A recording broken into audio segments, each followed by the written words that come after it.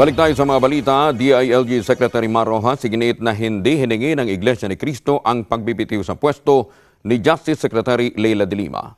Detalye mula kay Eagle News reporter Janet Prado. Mariing pinabulaan na ni Interior Secretary Mar Rojas na ang pagbibitiw sa pwesto ni Justice Secretary Leila de Lima ang naging kapalit sa pagtigil ng mga kaanis ni Cristo sa kanila isinagawang pagkilos sa bahagi ng EDSA.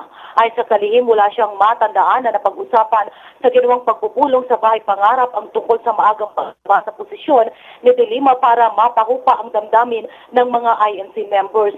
Iginit ni Rojas, walang naging anumang agreement, sa halip ay kapaliwanagan lamang umano ang magkabilang panig, kaya't nagpasya na rin ang leader ng Iglesia ni Cristo na itigil na ang kanilang ginawang pagtitipon-tipon sa EDSA.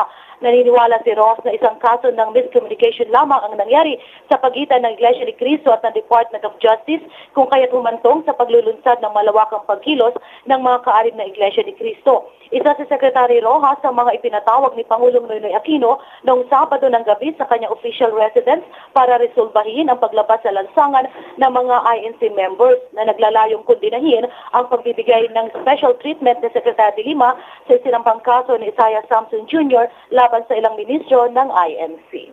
Para sa Eagle News, Janet Prado, I am 125.